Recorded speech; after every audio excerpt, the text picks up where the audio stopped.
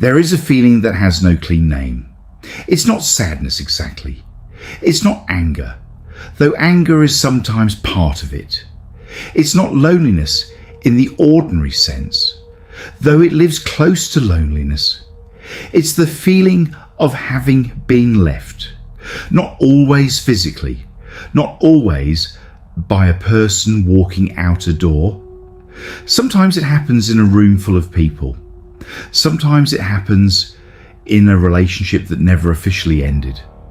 Sometimes it happens in childhood, so early and so quietly, that by the time you're old enough to name it, it has already shaped everything. The way you attach, the way you love, the way you leave before you can be left. Abandonment. The word sounds dramatic, clinical, like something that happens to other people. People with difficult histories, people in case studies, people whose pain is visible and documentable. But the abandonment we're talking about today is quieter than that, and more common than most people want to admit. It's the parent who was physically present, but emotionally somewhere else. The relationship where you slowly stop mattering without anyone saying so. The friendship that dissolved without explanation. The version of yourself that got left behind somewhere along the way. The one who wanted things, felt things, needed things, quietly abandoned by the adult you became because carrying it felt like too much. That kind of abandonment doesn't announce itself, it just shapes you. And today we're going to look at exactly how.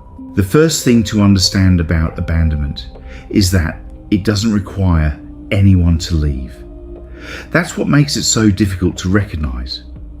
We have a clear picture in our minds of what abandonment looks like. A parent who disappears, a relationship that ends abruptly, a person who chooses to walk away. And those things are real, they happen, and they leave marks. But the most pervasive form of abandonment is the kind that happens in the presence of people who stayed. The father who was there every evening but never once asked what you were feeling. The mother who loved you genuinely but whose own anxiety filled every room so completely that there was no space for yours. The relationship where your partner was physically present, but increasingly somewhere else, behind a screen, inside their own preoccupations, available for the functional parts of life, but unavailable for the real ones. This is what psychologists call emotional abandonment, and it is, in many ways, more confusing than physical abandonment. Because you can't point to it. You can't say, they left, they didn't leave. They were right there. But something essential was absent. And the child or the adult who experiences this is left with a wound that has no clear cause. No event to point to, no moment where everything changed. Just a slow, cumulative experience of reaching for something and finding it not quite there. John Bowlby, who spent decades studying how early relationships shape the human psyche, called this the attachment system. From the very beginning of life, we are wired for connection, not just physically, emotionally. We need to be seen, responded to, held in mind by the people we depend on. When that happens consistently, something gets built inside us, a secure base, a felt sense that the world is safe, that people can be trusted, that we are worth showing up for. When it doesn't happen consistently, when the responses are unpredictable or absent or conditional on us being a certain way, something different gets built instead. Not a secure base, a strategy, a set of adaptations designed to manage the gap between what we needed and what was available. Some people learn to need less, to become self-sufficient so completely, that dependency itself starts to feel dangerous. If you don't need anyone, no one can fail to show up for you. Some people learn to need more visibly, to escalate the signal until it gets a response, to become anxious, demanding, hypervigilant about the availability of the people they love. Because at some point, that was the only strategy that worked. And some people learn to do both, oscillating between the two, in a pattern that confuses even themselves, pulling people close and then pushing them away, wanting connection desperately and sabotaging it when it arrives. These are not character flaws. They are the logical outcomes of a nervous system that learned very early that connection was not reliable. And they follow people everywhere into adult relationships that had nothing to do with the original wound, into the way they respond when a friend doesn't text back quickly enough, into the way they interpret a pause in a conversation, into the way they feel when someone they love seems distracted. That old familiar feeling rising up before they can stop it. The feeling of being left, even when no one is leaving. Here's what abandonment does to the body, because this isn't just a psychological experience. It isn't just a story the mind tells. It lives in the nervous system, in the chest, the stomach, the throat, in the way the breath changes when someone you love doesn't respond, in the physical sensation of a phone that stays silent for too long. Neuroscience has shown something that, once you understand it, changes how you think about all of this. The brain processes social rejection in the same neural pathways as physical pain. Not metaphorically, literally. The same regions that activate when you break a bone activate when you feel excluded, dismissed, or left. The phrase, "it hurts to be rejected," is not poetry. It is neurology. And abandonment, especially early abandonment, especially the kind that was repeated and unpredictable, trains the nervous system to operate in a state of chronic low-level threat. Not because there is a threat present, but because the system learned that threats could appear without warning, that safety was temporary, that the people who were supposed to be reliable sometimes weren't. And a nervous system trained that way doesn't simply relax when circumstances change. It stays alert, it scans, it reads every interaction for the signs of withdrawal, every silence for evidence of disapproval, every moment of distance for confirmation of the oldest fear that this person, like the others, will eventually leave, or stay and be absent, which is its own kind of leaving. This is why abandonment wounds are so difficult to heal through ordinary reassurance. You can tell someone you love them 100 times. You can show up consistently, reliably, without fail. And they will believe you, consciously, intellectually, genuinely. And still, somewhere beneath the belief, the nervous system will be waiting for the evidence that contradicts it. Because the nervous system doesn't update on words. It updates on experience, repeated, embodied, felt experience over time. And that takes something that our culture is not very good at providing. Patience with the process that isn't linear, that doesn't follow a logical timeline, that can seem to be resolved and then surface again without warning. The person with an abandonment wound is not being irrational when they react strongly to something that seems small. They are not being dramatic. They are not choosing to make things difficult. They are responding to something real, something that happened, something that left a mark, with a nervous system that learned its lessons very well and is simply applying them. The problem is not the sensitivity. The problem is that the lesson was learned in one context and is being applied in another. And unlearning it, or more precisely, learning something new alongside it, requires something that the original wound specifically made difficult to access. Trust. Not the intellectual decision to trust, not the conscious choice to believe that this person is different, this situation is safe, this relationship is worth the risk. The embodied, felt, gradually accumulated experience of reaching out and being met, over and over again, until the nervous system, slowly, reluctantly, in its own time, begins to update its assessment of what the world is like. That process cannot be rushed. It cannot be argued into existence. It cannot be completed alone, but it can begin.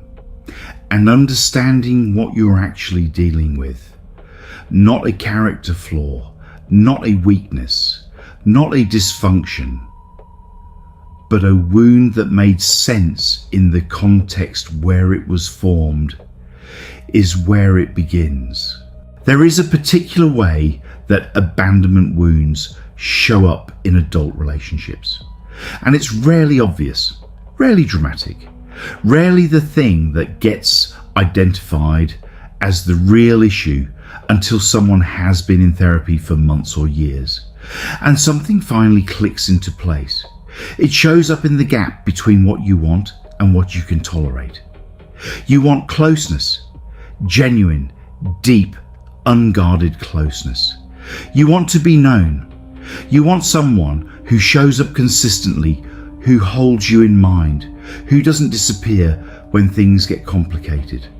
And when you find that person, when someone actually offers that, something unexpected happens. It becomes unbearable, not because the closeness is wrong, but because closeness to a nervous system shaped by abandonment is not just warmth and safety, it is also exposure. It is the condition under which loss becomes possible. You cannot lose what you never had, but you can lose what you let yourself need. And so the wound creates a terrible paradox. The thing you most want is the thing that activates the most fear. The closer someone gets, the more the nervous system starts preparing for their departure. The more you care, the more vigilant you become. The more you love, the louder the voice that says, this will end. They will leave. They always leave. Or they'll stay and disappear. Which is worse. And so you do one of several things. Some people leave first, before they can be left. They find reasons, sometimes real, sometimes constructed, to end things before the loss can be imposed on them. They call it not feeling ready, or needing space, or knowing that something is wrong. And sometimes those things are true, but sometimes underneath them is the older logic. If I go now on my terms, the abandonment will be mine to control. Some people stay and maintain distance. They are present but not fully present, available but not fully available. They give enough to sustain the connection, but not enough to make themselves truly vulnerable. A wall that looks like a door from the outside. And some people do what might be the most painful thing of all. They find people who will abandon them. Not consciously, not deliberately, but the nervous system, having been calibrated on unavailability, finds unavailability familiar. And familiarity, as we've discussed before, can feel indistinguishable from safety. So you find yourself drawn to people who are emotionally distant, or inconsistent, or already committed to someone else, or simply not capable of the kind of presence you actually need. And the relationship confirms what the wound always believed, that deep down, reliably, you will be left. Freud called this the repetition compulsion, the unconscious tendency to recreate the original wound. Not out of masochism, not because pain is pleasurable, but because the psyche is trying to resolve something, trying to find a different ending to a story that ended badly the first time. The tragedy is that without awareness, the story usually ends the same way, because you bring the wound into the dynamic, and the wound shapes your choices, your reactions, your capacity to receive what's actually being offered. And so the relationship that could have been different ends up confirming the same old truth. Not because you are broken, but because the wound is still running the show from underneath the surface of your awareness. And until you can see it, until you can name what's actually happening when the fear rises, when the urge to leave or distance or test or push appears, it will keep running, not forever, but for as long as it remains invisible. There is something that people with abandonment wounds do that is almost never talked about. They abandon themselves, not as a metaphor, as a lived daily practice that happens so automatically they stop noticing it years ago. It looks like this. You feel something, a need, a preference, a boundary, a desire. And before it fully surfaces, before it has a chance to be expressed or even acknowledged, something intercepts it. A rapid, automatic calculation. Will this be too much? Will this push them away? Will expressing this make me seem needy, demanding, difficult, high maintenance? And then the feeling gets adjusted, managed, reduced to something more acceptable, or abandoned entirely. You say you don't mind when you do. You say you're fine when you're not. You agree to things that cost you something because disagreeing feels more dangerous than the cost. You make yourself smaller, quieter, less inconvenient, because somewhere very early you learned that your full self, with its full range of needs and feelings and desires, was more than the people around you could comfortably hold. And so you started editing before anyone asked you to. That editing, that constant automatic self-abandonment, is one of the most significant consequences of an early abandonment wound. And it's one of the hardest to see, because it feels like consideration, it feels like maturity, it feels like not being a burden.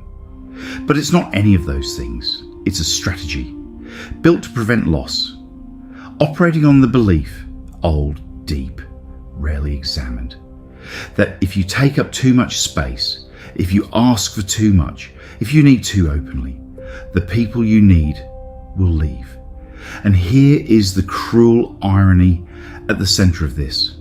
The self-abandonment that was designed to keep people close actually creates the very distance it was trying to prevent. Because when you consistently suppress what you actually feel, need and want, when you present a version of yourself that has been carefully edited for palatability, the connection that forms is with the edited version, not with you.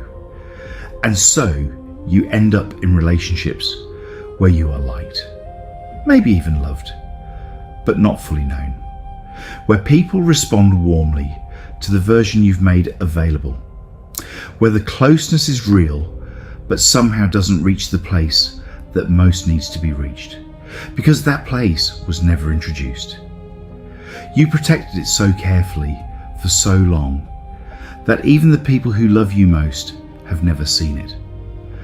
And the loneliness that produces, the loneliness of being with people and still not being reached, is exactly the loneliness we talked about in the last video, because they are the same wound, seen from different angles. The abandonment created the strategy. The strategy created the false self.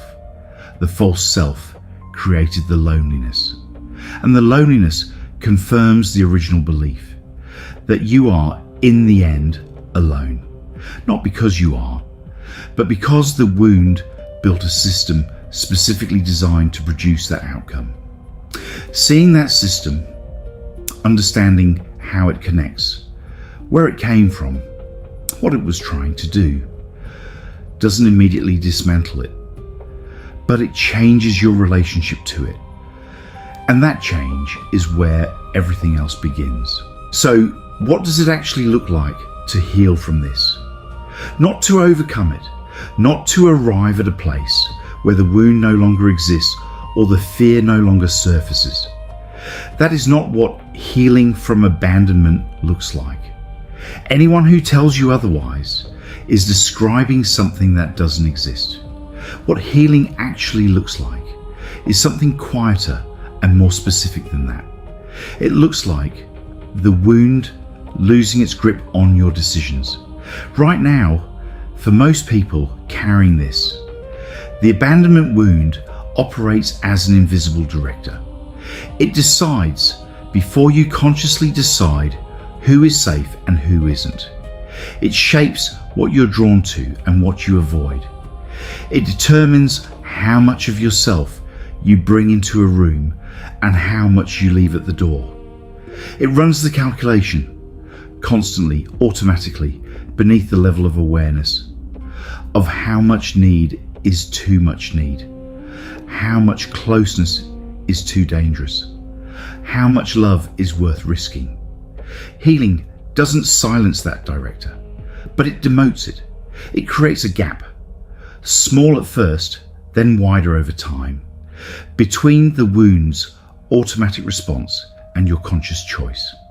A moment of space where you can see what's happening before you act on it. Where you can say, this is the fear talking. This is the old pattern. This is the nervous system responding to something that happened a long time ago in a situation that no longer exists. And this is the part that requires the most courage, choosing differently anyway, not because the fear is gone, but in spite of it, staying in the conversation instead of withdrawing, expressing the need instead of suppressing it, receiving the care that's being offered instead of deflecting it, allowing the closeness instead of finding a reason to create distance. These are small acts. They don't feel heroic when they happen. They feel terrifying and awkward and exposing in ways that are difficult to describe. But they are the mechanism of healing, because healing from abandonment is not a cognitive process.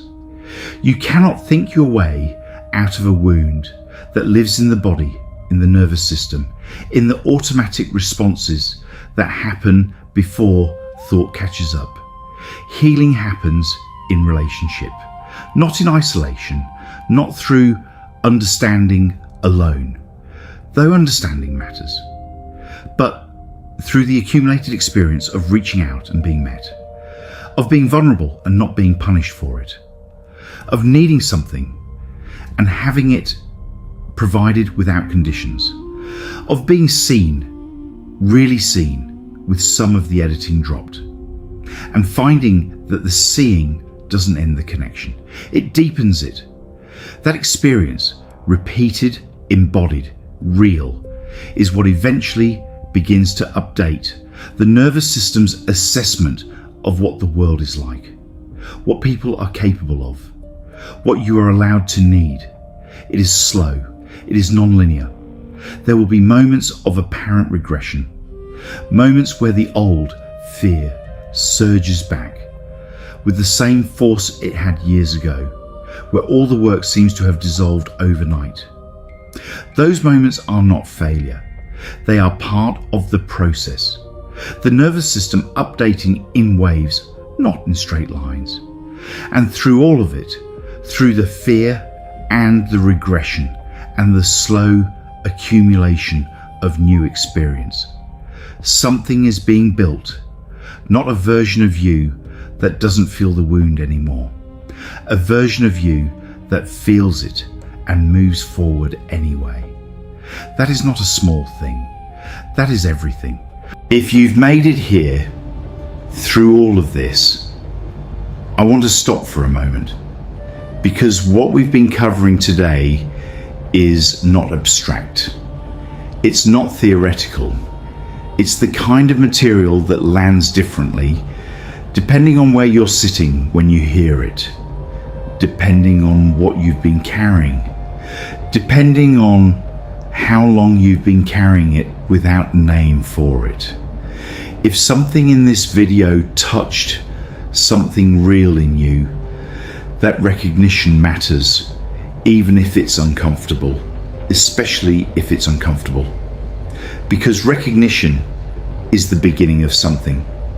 And if this channel is a place where that happens, where the things that usually go unnamed finally get named, subscribe, not as a reflex, but because this is what we do here every week without flinching. We go into the territory most people spend their lives carefully navigating around. If that's the kind of conversation you've been looking for, stay with us. Now, before we close, there's one more thing I want to say. Something that I think is the most important piece of everything we've covered today, and the most easily missed. We've talked about abandonment as something that was done to you, something that happened in the past, something that shaped the strategies you're still running today, and all of that is true. But there's another dimension to this that most conversations about abandonment never reach. The abandonment that hurts the most, the one that is hardest to name, hardest to grieve, hardest to heal, is not always the one that came from outside. It's the one that came from within.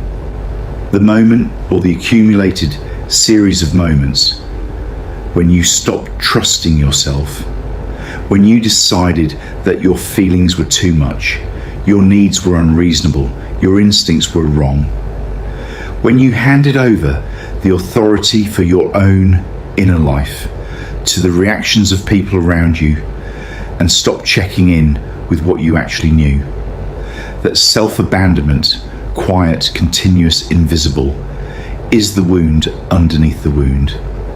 And it is the one that no other person, however loving and consistent and present, can fully heal for you.